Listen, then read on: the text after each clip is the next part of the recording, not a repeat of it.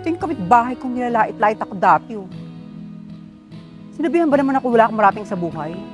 Tignan mo ngayon, mahirap pa rin sila. Para sa akin to, ate. Hindi para sa yan, para kay Christine yan. Sa pamangkin mo din. Hoy, Macho. Mamigay ka naman ng chocolate. Dumating yung ate mo galing Amerika, di ba? Tunay na kapatid niya, hindi nabigyan. Kayo pa. Wala pong chocolates eh. Puro damit lang po yung nasa box. Eh bakit yung ate mo rit mo nakita kong may dalang sapatos at maraming chocolate? Imposible namang hindi ka binigyan. Ang sabihin mo, madamot ka lang. Nak, okay ka lang ba? Darating ang araw. Lahat-lahat na meron siya ngayon. Magkakaroon din ako nun. Tandaan niyo itong araw na to. Hoy, Macho! Hindi namin pinupulot yung pera ni Mama dito sa US, ha? Kung gusto mo, kuminto ka na lang. Di wag na lang po mag-aaral. Napakabasol na itong batang to. Huwag mo na pag-aralin yan, Ma! Bakit lahat sa'yo, Moret? Ano ba yung princess? Binigay mo lahat dito. Nasaan yung kay Macho? Ako lahat ang bumili nito, ha? Ganyan ba ang ginagawa mo kapag umuwi ka ng Pilipinas? Binibigay mo lahat dito kay ate Moret mo? Masyado kayo. Princess, alam mo ba si Mama? Sinabi ko lang na hindi ko na nabili yung gusto ni Joseph sa palengke at nagwala. Pinagalitan ba naman ako? At piniyapa ko sa harap ni Macho. Mas kinakumpihan pa niya yung si Macho kaysa sa akin ay ako may tuna niyang anak. Talaga ate, pigalitan ka ni Mama. Eh di napahiya ka sa harap ni Macho. Ate, hindi mo kailangan lubusin si Mama. Si Mama nagpalaki sa akin. Kaya alam ko mga plano niya. Alam ko na po ang dahilan kung bakit po ako pinahinto ni Mama sa pag-aaral. At alam ko na rin po kung bakit ganun ako tratuhin ni Ate Princess. Kasi For sure, lahat ng padala ni Mama, ni Princess at ni Gary, sa akin mapupunta. Ay naman talagang plano ko eh. Ang siraan si Macho. Moret, huwag kang ganyan. Huwag kang mangyalam! Homewrecker! Palibhasa! Palamunin ka lang din ng mama ko! Walang yang to. Makalis na nga dito! Pa, ano ba nangyayari sa'yo? Sakit ng tiyan ko, anak. Patingin niya ako ng mata mo, pa. Bakit naninilaw ka? Papa, paano na ako nito? Iniwan mo na ako. Wala dito. Yes! Saan kaya nakalagay yun? Ma, anong problema mo? Hindi ka mapakali. Hinahanap yung titulo ng bahay. Saan kaya nilagay ng papa mo yun? Inis ko. Baka naunahan ako ni Macho kunin. Sabi ko sa'yo, umuwi na tayo dito sa Pilipinas, nakarampe. Noong unang araw pa lang patay yung papa mo. Para naunahan natin si Macho makuha yung titulo ng bahay. So, anong plano mo ngayon yan? Kailangan matupad ng plano ko na mapatira to si ate mo dito sa loob ng bahay. Tapos, magsasama-sama tayo. Kailangan mapaalis to si Macho. At hindi siya pwede maghari-harian dito, no? Ako ano pagawa na itong bahay na to, tapos maghari-harian siya? Ha? Hindi pwede yan. Paano si Macho ngayon, Ma? Wala akong pakailam. Basta to si ate mo, makatira dito sa loob.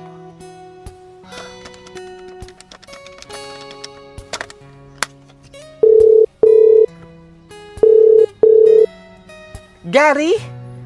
Anak! Kumusta ka na dyan sa Pilipinas? Miss ka na ng mama.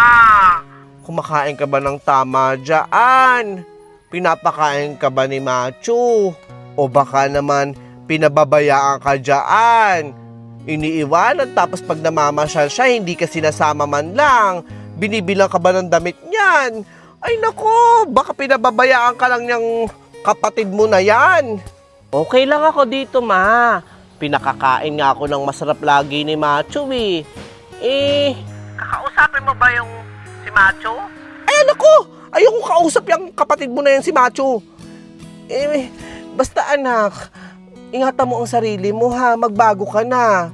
Huwag ka nang iinom. Huwag ka nang naninigalyo ha, masama yun. Para pagbalik mo dito sa Amerika, makapagtrabaho ka, makapagsimula ka anak. Para magkasama na tayo dito, ipagdadrive mo ako dito sa Amerika ha. Mahal na mahal kita anak ha. O siya, sige na, babay na anak. Next week papadala kita ng pera. Ha? Mag-Jollibee ka. Babay na, I love you.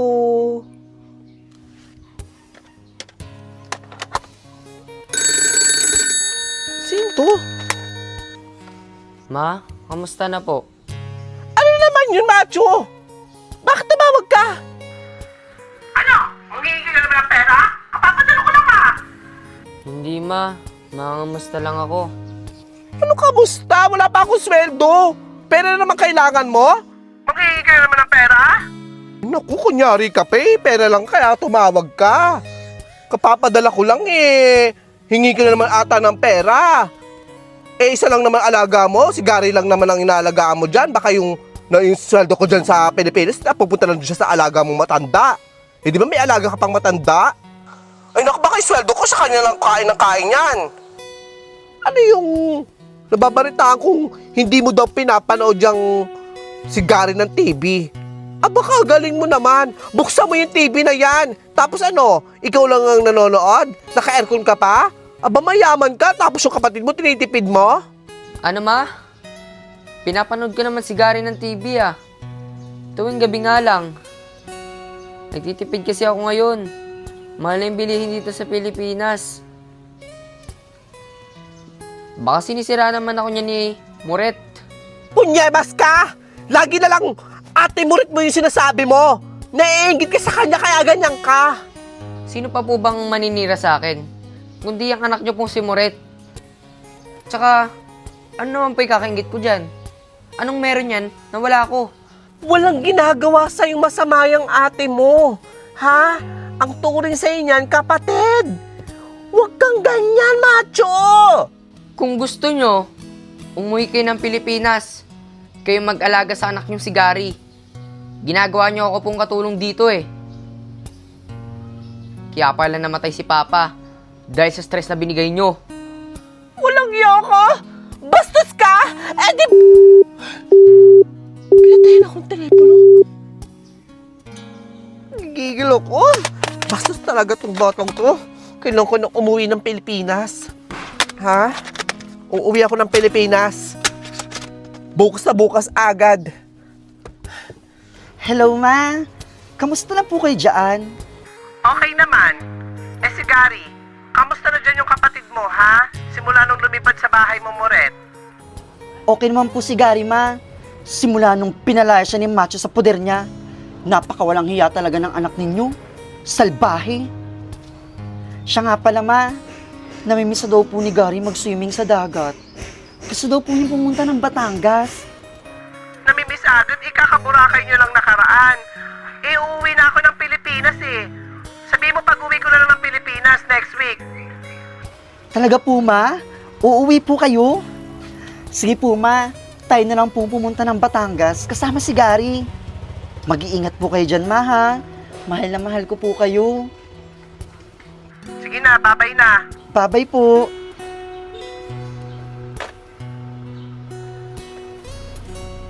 Ma, balita ko si Macho nag-aayos ng papers niya. Papunta dito. Paano ang mga plano mo? Di ba, ang plano mo pa naman, si Macho na ang pag-aalagain mo kay Gary. Paano ngayon yan? Huwag kang mag-alala. Hindi makakapunta yan dito si Macho sa Amerika. Gagawa rin ako ng paraan, no?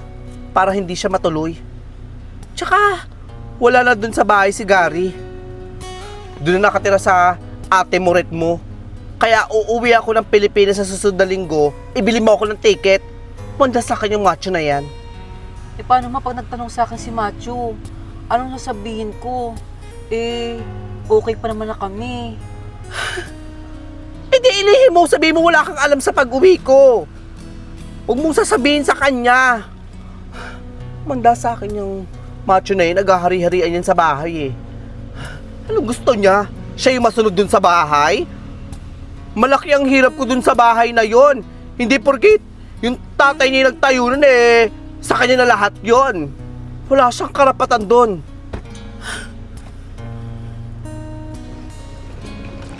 Malapit na tayo, ma. Handa ka na bang makita ang bunso mong anak na si Macho? Siya ang humanda sa akin. Dahil naghahari-harian yan sa bahay ko. Porkit wala na yung tatay niya, naghahari-harian yan.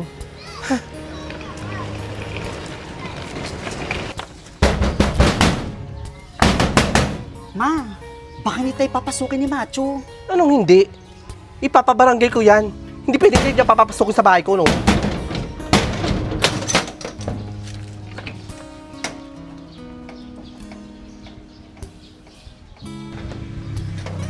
Ma, ako na po dyan. Mauna na po kayong pumasok. Mga anak, ipasok nyo itong maneta ng lola nyo. At bakit mag-iinarte yan? Eh gamit naman ng lola nyo yung ipapasok. Hindi naman tayo papasok sa bahay nila.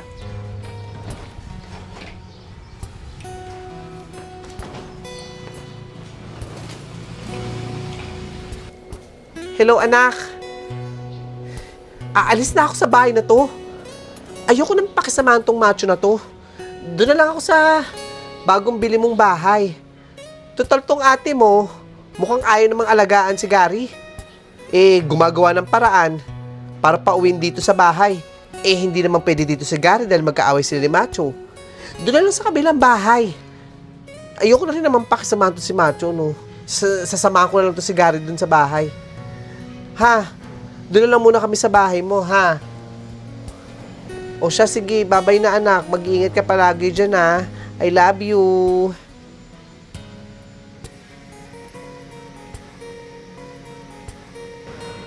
Mama, lumipat ka doon sa kabilang bahay. Napakawalang hiya talaga yung anak mo si Macho, no? Gusto talagang palayasin ka sa sarili mong pamamahay. Mama, pagpasensya mo na kung kailangan ko talagang paalisin si Gary sa bahay, ah. Kasi pag hindi ko siya pinaalis sa bahay, ako naman ang paalisin sa inuupahan kong bahay. Pagpasensyahan mo na ako, ma. Hayaan mo na, anak. Pero ang totoo, hindi naman talaga ako pinalayas ni Macho sa bahay. Ako ang nag-al sa balutan para isipin ng mga tao, pinalayas niya ako na masama siyang anak. Planado ko talagang masira siya.